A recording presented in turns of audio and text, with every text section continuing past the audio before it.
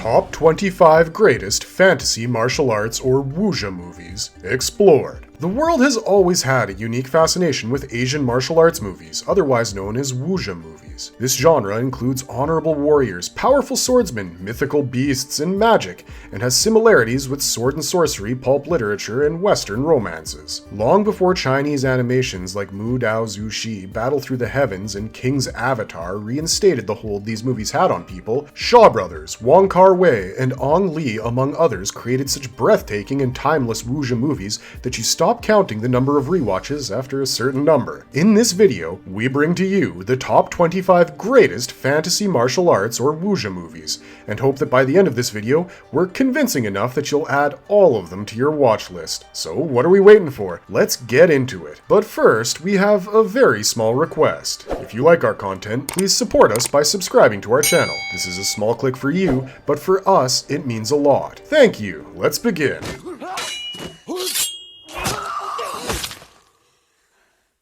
House of Flying Daggers, 2004. House of Flying Daggers is a visually stunning film that blends elements of martial arts and romance set against the backdrop of the declining Tang dynasty in AD 859. The film revolves around the House of Flying Daggers, a group of rebels who steal from the rich and give to the poor, gaining the support of the locals in their battle against the corrupt government that oppresses the people. Unlike other Wuxia films, House of Flying Daggers focuses more on the romantic aspect of the story, with Mei and Jin's love story taking center stage. When two police officers, Liu and Jin, are ordered to kill the leader of the House of Flying Daggers, they hatch a plan to infiltrate the group by pretending to be sympathizers. They get close to Mei, a blind dancer who is suspected of being the leader's daughter, and she falls in love with Jin. Mei's love for Jin causes a complicated situation, as Liu's feelings for Mei are also revealed, resulting in a series of ambushes and attacks by soldiers as the trio tries to escape. Mei sacrifices herself to save Jin and Liu, leading to a poignant and tragic ending. The movie ends on an ambiguous note as to whether the House of Flying Daggers ultimately won against the military or not. The film's use of vibrant colors and breathtaking visuals, combined with a beautiful soundtrack, makes for a cinematic experience that is both mesmerizing and emotional. House of Flying Daggers is a unique film that blends genres and themes seamlessly, resulting in a story that is both thrilling and heart-wrenching. The chemistry between the three main characters is palpable, with Zhang Ziyi, Andy Lau, and Takeshi Kaneshiro delivering powerful performances. The fight scenes are beautifully choreographed, with each move executed with precision and grace. The vibrant and diverse colors create a captivating canvas that is both seductive and powerful. The movie's fluid and graceful movements are akin to a gentle breeze that sails through the trees and changes with the seasons. The film's exceptional cinematography and choreography are awe-inspiring, with perfectly executed scenes that leave an incredible impression on the audience. The actors' performances are harmoniously in sync with the film's surroundings, creating an enchanting and immersive experience. The movie's themes of deception, deceit, and devotion are woven together so seamlessly that they will continue to captivate and resonate with viewers for years to come. House of Flying Daggers is an emotional roller coaster that grips your heart and never lets go. Each time you watch it, it pierces its soul with its potent storyline, leaving an unforgettable impact.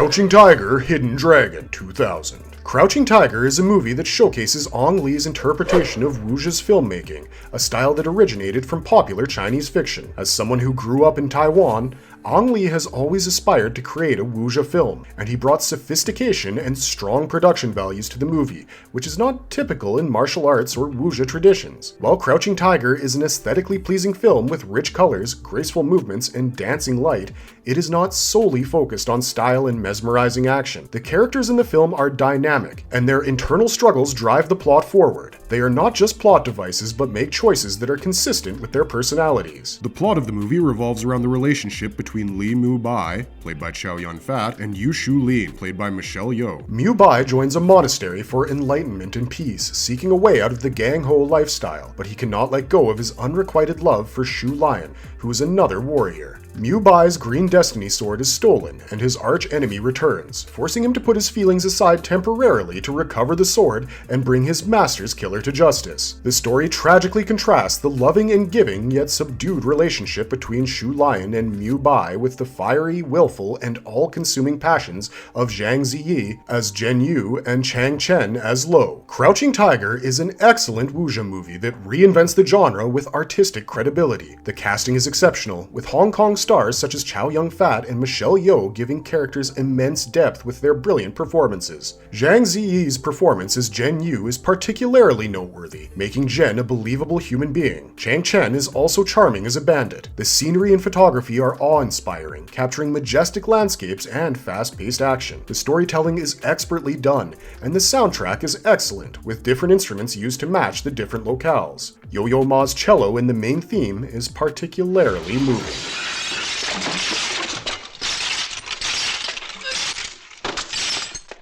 The OneArmed Swordsman, 1967. The OneArmed Swordsman is a classic 1967 Hong Kong wuxia film that revolutionized the genre with its emphasis on male anti-heroes, violent swordplay, and heavy bloodletting. It tells the story of Fang Kang, a student of the Golden Sword School who leaves after losing his arm in a fight with his classmates. He's nursed back to health by a peasant girl named Xiao Man and learns a new one-arm style of swordplay with the help of a half-burnt kung fu manual. Meanwhile, his master, Shi Ru Feng, is preparing for his retirement and has invited his students to his 55th birthday celebration to choose his successor. However, Shi's old enemies, the Long-Armed Devil and the Smiling Tiger Chang, plot to destroy him and kill his students. Fang Kang learns of the plot and rushes to save his master, killing the Long-Armed Devil in a vicious battle. In the end, he chooses to return to Xiao Man and become a farmer instead of taking his master's place at the school. One-Armed Swordsman became a classic in Hong Kong cinema and was voted as the 15th best Chinese language film in the Hong Kong Film Awards 2005 poll. Despite a few noticeable flaws in the film, such as a scene that goes from day to night abruptly, the majority of the film is perfect and deserving of a score of 10. We believe there are two main reasons to love this film. Firstly, it's the premiere episode of the One-Armed Swordsman series and offers more than just a boss battle. The audience learns the complicated and devious reason for Fang Gang losing his arm and how he learns to fight left-handed. Secondly, the film features the best sword fighting and martial arts action, and there are no obvious misses or silly dialogue, so it can be considered one of the best martial arts movies to ever come out and the perfect beginning to a beautiful franchise.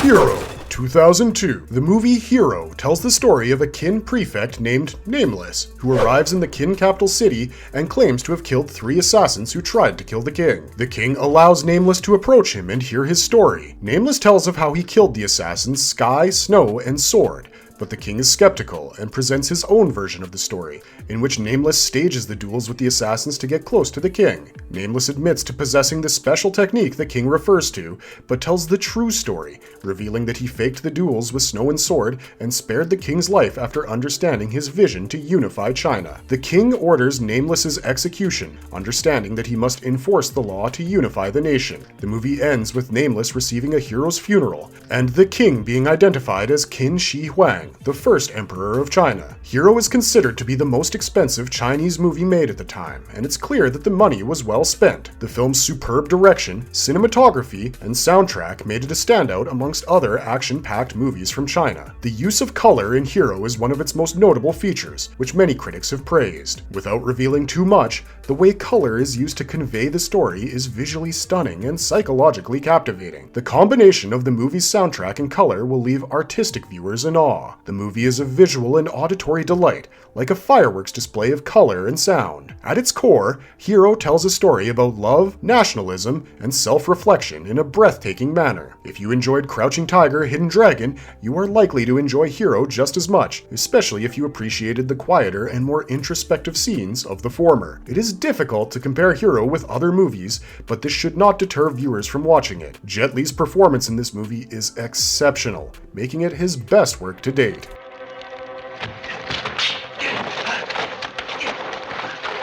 A Touch of Zen, 1971. King Hu's A Touch of Zen is widely regarded as a masterpiece of wuxia and Hong Kong cinema. The film took nearly 3 years to complete, and it's evident in the stunning visuals and incredible lighting that are present in every scene. The film's runtime is 3 hours, taking the viewer on a captivating visual journey filled with color, drama, intrigue, and action. The film is heavily influenced by early Japanese cinema and is told in 3 parts. The first part focuses on Ku, an artist who lives in a quiet village where mysterious occurrences catch his attention. It is here that he meets Yang, which leads to the second chapter. As the pace picks up in the second chapter, we learn about Yang's background, and the first bout of action comes into play. A Touch of Zen manages to offer unique choreography and new moves that stand out from the other late 60s Wuxia films. The third chapter introduces a kung fu monk played by Roy Chow and swordsman Pai Ying, who starred in many kung fu and swordplay films from Taiwan in the 70s and 80s. The movie maintains its momentum throughout,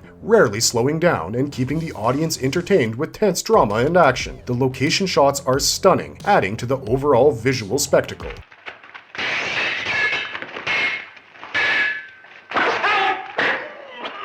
Dragon Inn, 1967. Cao, the first eunuch of the emperor, has emerged victorious in a political battle against General Yu, who was his adversary. Unfortunately, the general lost his life and his surviving offspring were banished from China. Cao, who harbors ill will towards the general's children, orders his secret police to eliminate them. To carry out this heinous plan, they set up an ambush at the remote Dragon Gate Inn. Amidst the unfolding events, Shao, a martial arts expert, arrives at the inn, intending to meet the owner. Little do Cao's secret police know that the proprietor, Wu Ming, is one of the general's trusted lieutenants. Wu has requested Shao's assistance in rescuing the children. Additionally, a brother-sister team of martial artists, who are the offspring of another of General Yu's lieutenants, arrives at the inn to lend a hand. The group quickly devises a plan to locate the general's children and evacuate them to safety, racing against the clock to execute their strategy. It's my belief that King Hu may have had a less than satisfactory experience with the Shaw brothers after directing Come Drink With Me. Despite its flaws, Come Drink With Me is considered to be one of the finest martial arts movies of all time,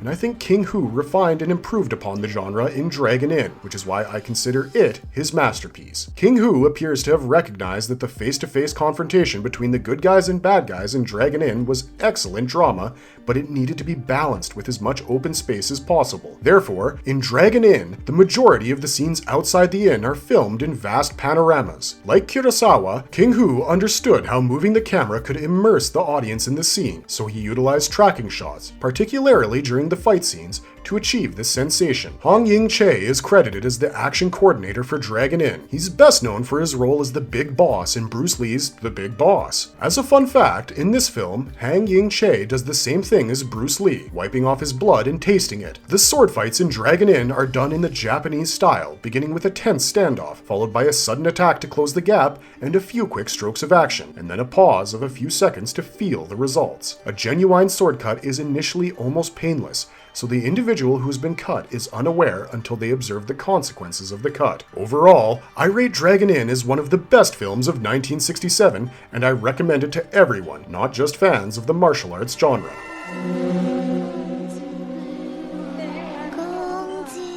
A Chinese Ghost Story, 1987. A Chinese Ghost Story is a classic film that has gained a cult following among young people in mainland China. Despite being banned from movie theaters in mainland China upon its initial release, the film went on to become a popular hit in Hong Kong, South Korea, and Japan. The story revolves around Ning Choi-san, a tax collector who finds himself stranded in a remote town after failing to collect taxes. He seeks refuge in a deserted temple on the outskirts of town and encounters Nip Su-sin, a beautiful and alluring young maiden whom he falls in love with. However, things take a dark turn when Ning discovers that Nip is actually a ghost bound to a tree demoness. Nip reveals to Ning the tragic circumstances of how she became bound to the tree demoness, and how her spirit will remain enslaved as long as her remains are buried at the foot of the tree. Ning becomes determined to free her from her suffering, and seeks the help of Yin Chik Ha, a Taoist priest, to aid him in his quest. Despite several failed attempts, Yin and Ning eventually enter the underworld to search for Nip's soul. The journey proves to be perilous as they navigate a world full of spirits, but they eventually find Nip.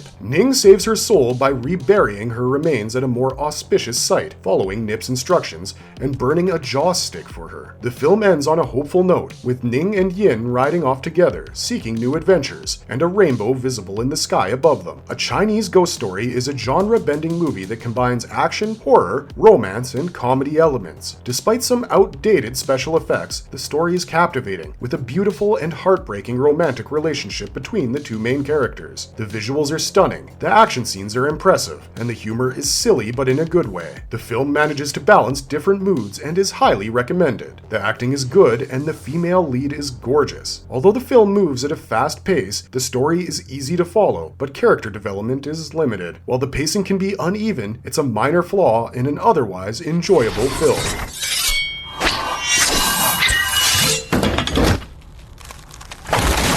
14 Blades, 2010. Donnie Yen takes on the role of Qing Long, the General-in-Chief bodyguard and assassin for a Ming Dynasty king in the film 14 Blades. This marks Yen's return to the fantasy wuxia genre, which he has not been involved in since 2005's Seven Swords. The film features breathtaking fight sequences in a variety of settings, such as tea houses, deserts, forests, and exotic cities. These scenes are complemented by double crosses, a coveted object that everyone is after, and a love story that is never consummated. In terms of its structure, 14 Blades resembles a Western setting. Yen's character, Qing Long, is the one-man sheriff and leader of an escort agency that must fend off various groups of outlaws in an endless desert landscape. While the story loses some of its cohesiveness around the midpoint, the film remains entertaining thanks to its thrilling battles and one-on-one duels. Yen's performance in these fight scenes is especially impressive, showcasing his physical prowess and martial arts skills. Despite its action-packed plot, 14 Blades also manages to feature a strong romance between Qing Long and Zhao Hua, played by Vicky Zhao. Zhao Hua is the daughter of the founder of the Justice Escort Agency, and is drawn to Qing Long's legend and masculine demeanor. As the film progresses, she becomes increasingly enamored with Qing Long, despite being held captive against her will. This unlikely romance adds an emotional depth to the film that is not often seen in action-packed blockbusters. While 14 Blades is not without its flaws, such as incoherent flashbacks and over-the-top explosions,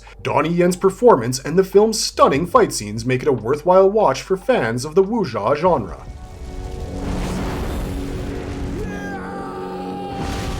Kung Fu Hustle, 2004. In Kung Fu Hustle, Sing and Bone pretend to be members of the Axe Gang to extort the residents of Pigsty Alley. However, when the real gang confronts the villagers, 3 Kung Fu masters reveal themselves and defeat the gang's reinforcements. The landlady then evicts the masters, fearing the Axe Gang's retaliation. Sing and Bone are captured by Brother Sum, but manage to escape. Sing shares his childhood story with Bone, which had led him to believe that heroes never win, and he thus resolved to be a villain. Sing and Bone return to Pigsty Alley to kill the landlady, but fail and are chased off. Sing is injured, but because it's a comedy, his body mysteriously heals. Brother Sum hires 2 magical assassins to eliminate the 3 masters, but they are defeated by the landlady and landlord, who reveal themselves to be skilled fighters. Sing attempts to rob an ice cream vendor, but discovers she is the mute girl he tried to save as a child. Brother Sum offers Sing immediate gang membership if he frees the beast from a mental asylum. The beast becomes the leader of the Axes after eliminating Brother Sum. Sing embraces his natural-born kung fu abilities and defeats the Axes and the beast.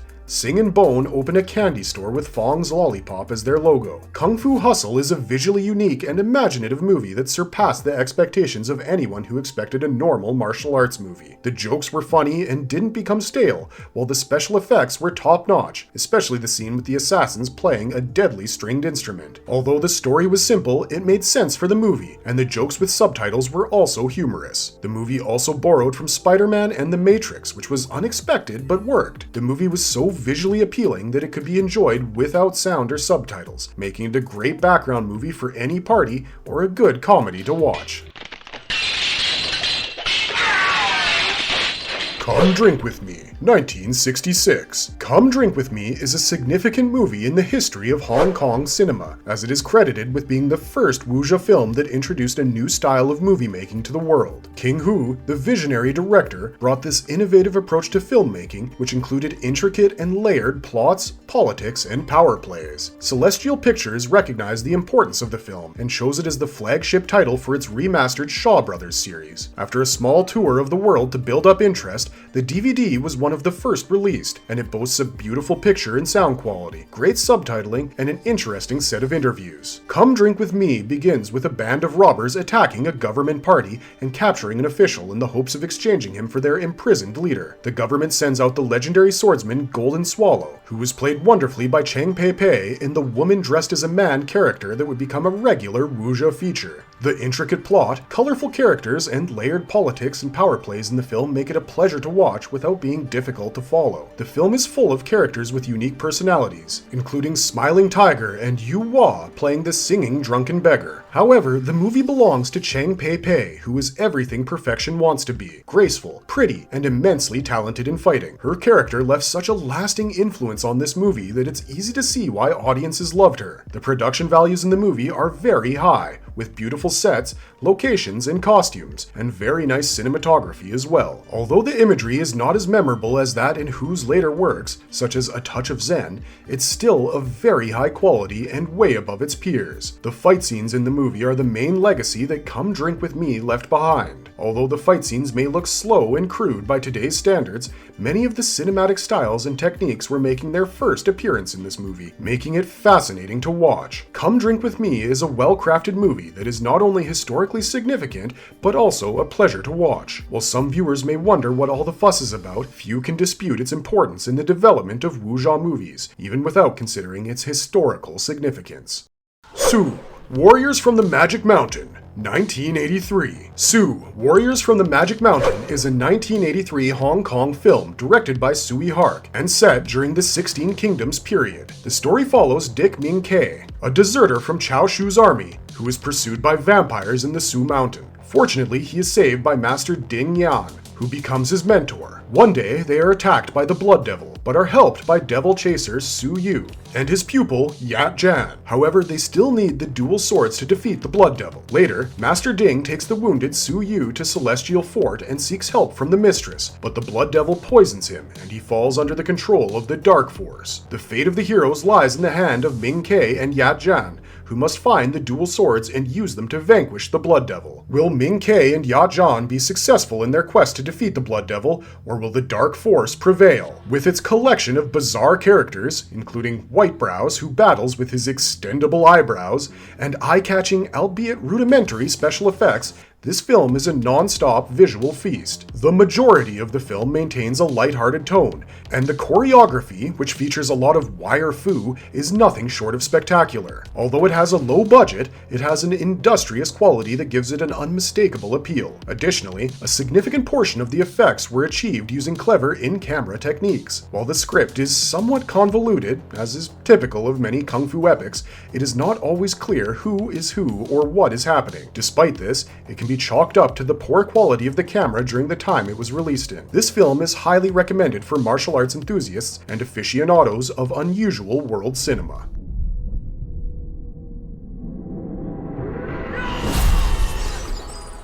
Ashes of Time, 1994. In the 1960s, King Hu's Come Drink With Me set a new standard for artistic excellence in wuxia films. Wong, who grew up surrounded by wuxia culture, was heavily influenced by this. Then, in 1972, Bruce Lee's The Way of the Dragon brought Zhang Wu culture to the global stage. In the mid-1990s, wuxia films underwent a transformation, with Wong selecting characters from Jin Yong's new school wuxia novel, The Legend of the Condor Heroes, and crafting an unprecedented wuxia tale. Wong's film is a prequel to the novel, imagining the older characters when they were younger. It centers on the main antagonist Ouyang Feng and turns him into a protagonist while retaining his negative attributes. Feng, also known as the Western Venom, encounters other powerful wuxia masters, and their backstories are depicted with great liberty and sometimes even subverts the original novel's intended meaning. It humanizes him and portrays the events that led to his downfall. The movie sometimes deliberately subverts the intended meaning of the novel, such as in the depiction of Feng's love affair with his sister-in-law. In the book, it's portrayed as a taboo and sinister relationship, whereas in the movie, it's depicted as true love. This theme of longing for forbidden love echoes throughout the movie. Despite typically not enjoying slow and introspective movies upon rewatch, I have viewed Ashes of Time multiple times due to its haunting nature. Set in a desert tavern,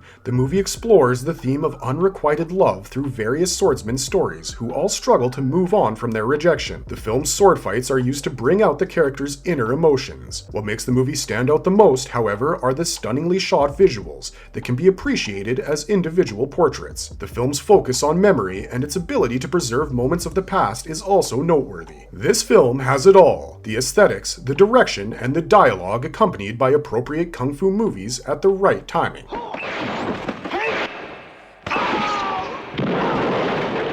Last Hurrah for Chivalry, Last Hurrah for Chivalry is a classic martial arts film originating in Hong Kong in 1979, created by John Woo, who not only wrote and directed the film but also served as a producer alongside Raymond Chow. The two lead roles were played by Wei Pai and Damien Lau. This movie is regarded as a precursor to Woo's later heroic bloodshed films. The story of Last Hurrah for Chivalry is set in ancient China and revolves around two skilled assassins who work for hire. They are known for their exceptional swordsmanship and have no loyalty to anyone. However, they decide to help a local merchant who seeks revenge against a kung fu master. The plot takes many unexpected turns and features several instances of deceit, which leaves the characters wondering who they can really trust. Throughout the movie, viewers are kept in suspense as the story reaches its climax. The movie ultimately ends with a revelation about who possesses true honor and the importance of staying true to one's principles, even in the face of adversity. I really enjoy this Hong Kong martial arts movie. It's one of John Woo's few traditional martial arts movies, adding to the fact that it is also one of his earliest movies. The influence of him working under Chang Che are evident in this film. Fong Hak-on, who appears as one of the bad guys in the movie, conducts the fight choreography, which is well done. The cast includes Wei Pei, famous for Five Venoms, and many familiar faces from Golden Harvest and Shaw Brothers Productions. The story is engaging, with a few surprising plot twists, and the characters' relationships are cleverly developed. The film is enjoyable to watch in either its original language or the English dubbed version.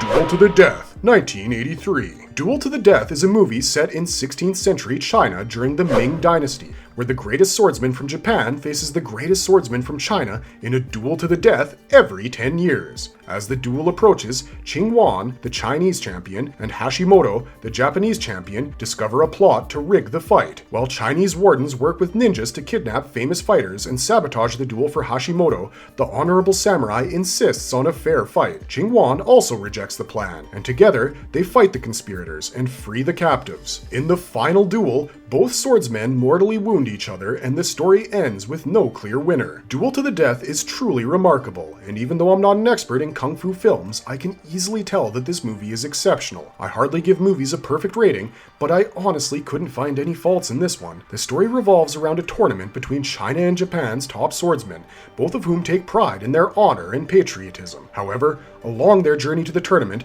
they face several obstacles, such as flying, disappearing, burrowing, and poison-wielding ninjas, who try to impede their progress at every step. To make matters worse, the hosting clan is envious of their exclusion from the fight, and the Japanese shogun attempts to fraudulently arrange the fight. This results in an insane kung fu ninja action sequence that keeps you on the edge of your seat. The film has been incredibly influential in shaping modern martial arts action films. Movies such as Kill Bill, Hero, House of Flying Daggers, and Ninja Scroll have all drawn inspiration from this masterpiece. Duel to the Death has top-notch cinematography, choreography, costumes, and settings, with incredible high-flying acrobatics, so don't think twice and just watch it if you're a fan of action movies.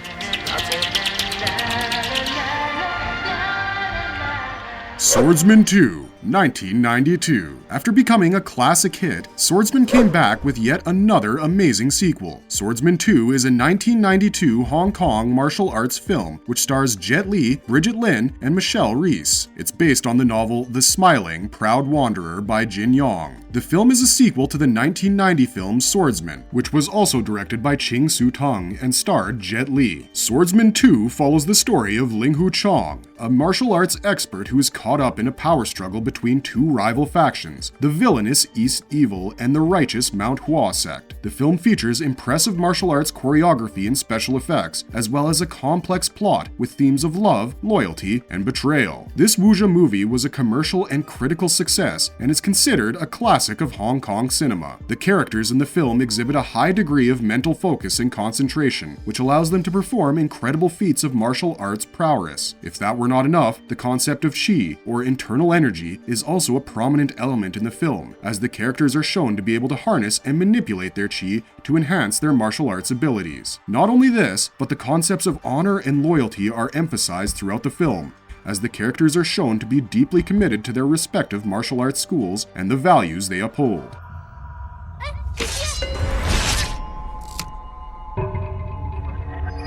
Reign of Assassins, 2010. Reign of Assassins is a 2010 martial arts action film from Taiwan and China, which features a mix of traditional martial arts and special effects, along with scenes of fast-paced action and stunning fight choreography. The film is set in ancient China and follows the story of a skilled assassin named Drizzle, played by actress Kelly Lin. Drizzle is on the run from her former colleagues in the Dark Stone Gang, and she seeks to start a new life by taking on the identity of a cloth merchant's wife named Zhang Jing. However, Drizzle's peaceful new life is soon interrupted when she becomes the target of other assassins who are after a powerful mystical Buddhist monk's remains that she possesses. Along with the help of a romantic interest, played by South Korean actor Jung Woo-sung, Drizzle must fight to protect herself and the monk's remains from those who seek to obtain them for their own selfish purposes. The story explores themes of redemption, love, and the nature of power. Moreover, the characters are complex and well developed. The film explores the philosophy and spiritual aspects of martial arts, particularly through the portrayal of the mystical Buddhist monk's remains. The characters in the film seek the monk's remains for different reasons, and the film highlights the different ways in which they approach the idea of spiritual power and enlightenment. Along with this, different styles of fighting, such as swordplay and hand-to-hand combat,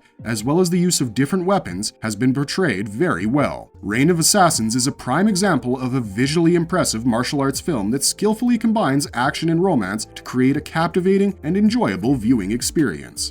The Assassin, 2015. The Assassin is a Taiwanese wuxia film directed by Hu Shaoxian. The film is set in 8th century China and tells the story of Ni Yinyan, a young woman who has been trained as an assassin by a nun princess named Jia Xin, who is also her aunt. After failing to carry out a mission due to her own personal conflict, Ni Yinyan is sent back to her hometown in Weibo, where she is tasked with killing a powerful governor who is also her cousin. However, as she carries out her mission, Ni Yinyan finds herself torn between her loyalty to Jia Xin and her own conflicted feelings about her past and family. The film is notable for its artful cinematography and minimalistic storytelling, as well as its exploration of themes such as loyalty, family, and the cost of violence. The cinematography is strong, with the breathtaking landscapes and carefully composed shots that add to the film's aesthetic appeal. The use of natural lighting and muted colors also helps create a sense of authenticity and immersion in the film's world. The martial arts scenes are executed with a focus on authenticity, with the movements and techniques being based on real martial arts styles. The fight scenes are choreographed to be visually stunning and elegant, with a heavy emphasis on using precise movements to overcome opponents rather than brute force. The film also highlights the traditional philosophy behind martial arts, such as discipline, inner strength, and control over one's emotions. The martial arts in The Assassin are more subdued and subtle than in typical action movies, reflecting the film's focus on character development and exploration of themes such as morality and the consequences of violence.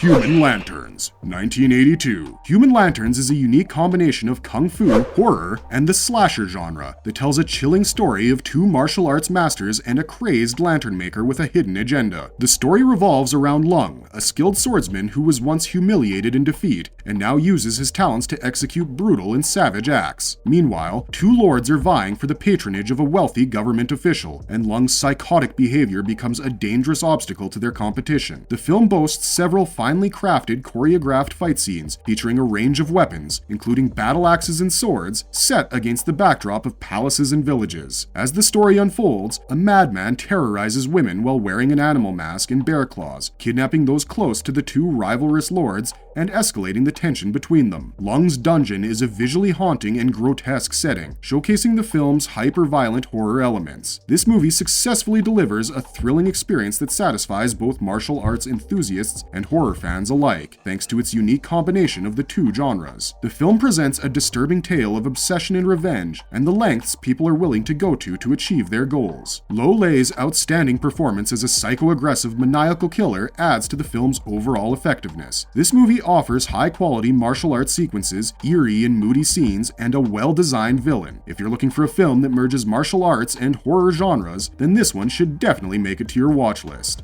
Return of the One-Armed Swordsman, 1969. Return of the One-Armed Swordsman is a Hong Kong martial arts film released in 1969, directed by Chang Che and produced by the Shaw Brothers Studio. It's a sequel to the 1967 film One-Armed Swordsman. The film follows the story of retired swordsman Fang Gang, who has returned from the martial arts world and is living a quiet life. However, he is forced to return to his old ways when he is targeted by a group of ruthless and skilled swordsmen. The film features elaborate martial arts scenes, stunning cinematography, and iconic performances by the actors, making it a classic of the genre. This martial arts film showcases different fighting styles and weapons used by One-Armed's opponents. Each opponent has a unique approach to combat, like Winged Blade, who attacks from the air, and Buried Blade, who ambushes from pits. One-Armed defeats each opponent using various tactics, such as trapping Hooking Blade with his own weapon and using bamboo to pin down Buried Blade's students. The film culminates in a battle with Unseen Blade, the leader of the 8 Kings, whom One-Armed defeats by slicing off his sword arm. With well-choreographed fight scenes and a compelling story, Jimmy Wang Yu truly brings a sense of authenticity and depth to his portrayal of One-Armed. The film incorporates elements of martial arts as well as suspense, which adds to the overall tension and excitement of the story. The film is a masterful blend of action, storytelling, and artistry, which makes it a classic standout martial arts film.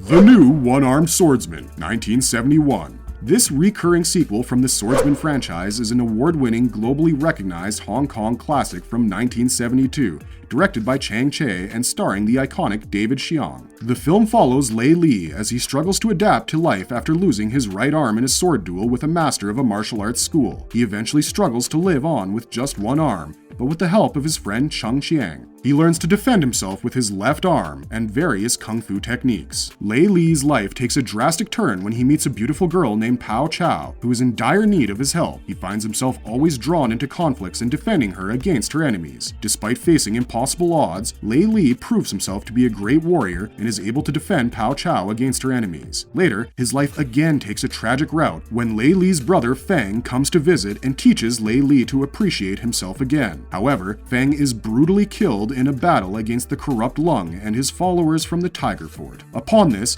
Lei Li swears revenge and trains even harder to become a better fighter. In the end, Lei Li faces Lung and his squad of fighters in an epic battle, ultimately defeating them and avenging his brother's death. The film is known for its intense fight scenes and memorable characters, and is considered a classic of the Hong Kong martial arts genre. The New One-Armed Swordsman showcases several key elements of the genre, featuring intense fighting techniques, including swordplay, hand-to-hand combat, and the use of various weapons. The main character, Lei Li, undergoes intense martial arts training and practices various kung fu techniques, demonstrating the importance of training in martial arts. Themes of honor, respect, and loyalty are also present in the film, as Lei Li seeks to avenge his brother's death and restore his family's honor. Additionally, competition and rivalries are common elements in martial arts, and the film features conflicts between various martial arts schools and factions. Overall, the movie is broodingly intense, exploring the tales of violent alpha males in a turbulent setting with a devious fighting style and a slashing level of wiry energy.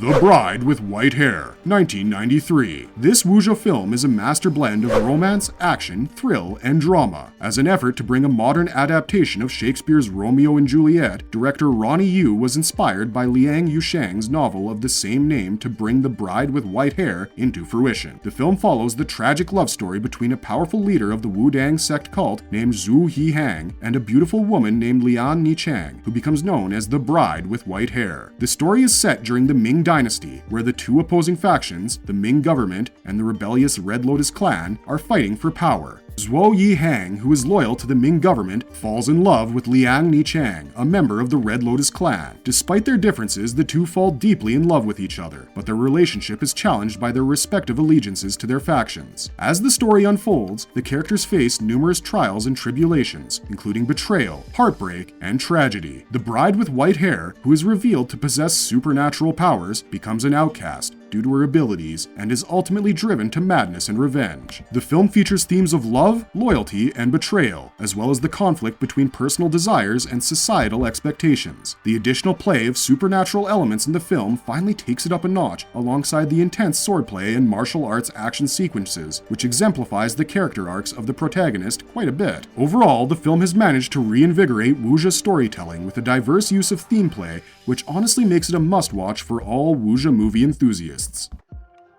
Dragon, 2011. This 2011 martial arts thriller film was directed by Peter Chan and is set in a small village in the 1917 Republic of China. The plot follows the story of Lu Jingxi, a paper mill worker who becomes embroiled in a murder investigation. Lu Jingxi is an ordinary man living in Yunnan's Lu village along with his wife and 2 sons. He becomes the village hero after being successful in killing 2 bandits who try to rob the general store. Detective Zhu Baizhu is assigned to look into the case. After investigation, he discovers that one of the robbers who died at the store was Yan Dongshang, who was listed amongst the government's 10 most wanted fugitives. Zhu becomes suspicious of Lu and uncovers his true identity as Tang Long, the second in command of the 72 Demons, a group of bloodthirsty and vicious warriors. The rest of the story follows Lu's struggle to escape his past and protect his family from the wrath of the 72 Demons master who wants him back in the fold. The film is filled with intense fight scenes where Lu demonstrates his martial arts skill and Zhu investigates the case with his detective skills, making it a typical wuxia film. Dragon contains several elements of martial arts, including intense fight scenes and exploration of the philosophy and discipline behind martial arts. The character of Lu Jingxi is portrayed as a skilled martial artist, and his fighting skills are showcased in several action sequences throughout the film. In addition to the martial arts elements, the film also explores the themes of justice, morality, and redemption. As Lu Jingxi becomes more deeply involved in the murder investigation, he's forced to confront his own past and make difficult choices about how to use his martial arts skills. Overall, this movie has always been a fan favorite for its complex characters, compelling storytelling, and suspense-filled sequences.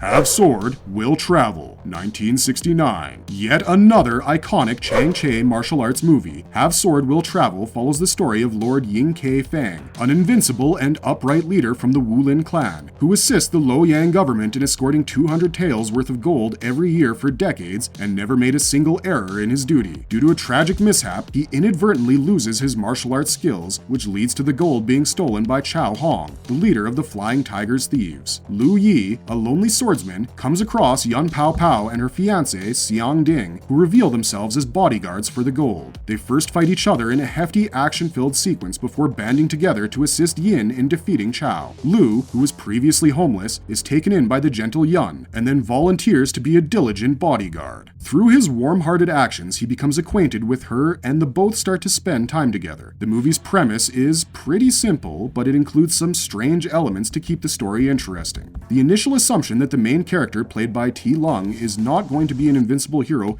proves to be incorrect when he easily defeats the first group of villains with his sword. However, the introduction of David Chiang's character, Lo Yi, who is incredibly strong and charismatic, makes the story more interesting. The film's characters are well written, and their development centers on their pride and how far they will go to defend it. The world and lore in which the characters exist are vivid and realistic. The sounds and music are excellent, and the action scenes are intense and directed in an experimental manner. Director Chang Che's precise level of emphasis and grandeur creates emotional tension throughout the movie. Additionally, the martial arts element in this movie is a major driving force behind the plot and character development. The characters are all skilled fighters and take pride in their abilities, which leads to conflicts and challenges throughout the story. The action scenes are intense and well directed, with a focus on fast acrobatics and occasional slow-motion shots to emphasize key moments, making it a character-driven film that's worth the watch.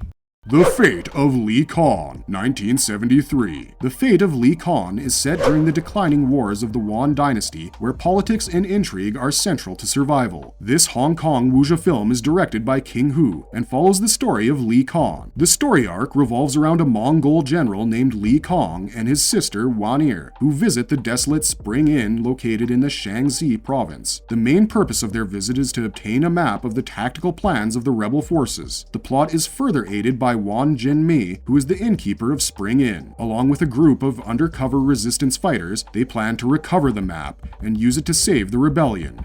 The movie has a lot of action sequences with an efficient portrayal of martial arts. Power is the key theme of the story arc right from the very beginning, making it a typical wuxia film. Overall, the film is brimming with swordplay, hand-to-hand combat duels, drama, and spice. Its kick-ass climax is something you will not see coming from a million miles away. Overall, it's a fun wuxia movie to indulge in and definitely should not be missed from the list. In conclusion, the world of Wuxia movies has provided us with some of the most visually stunning and thrilling films in cinema history. The combination of fantasy, action, and martial arts creates a unique genre that has captivated audiences for decades. From the groundbreaking films of the Shaw brothers to the modern-day epics of directors like Zhang Yimou, the Wuxia genre has evolved and expanded, yet still retains its core elements and themes. These top 25 greatest fantasy martial arts or Wuxia movies offer a glimpse into the rich history and imagination of this genre, showcasing the incredible skill and creativity of filmmakers and actors who have brought these stories to life on the big screen. Whether you are a longtime fan or a newcomer to the genre, these films are sure to leave a lasting impression and continue to inspire future generations of filmmakers and audiences alike. And with that, it's a wrap for this video. But before that, don't forget to mention which movie has piqued your interest and caught your attention from the list in the comments below.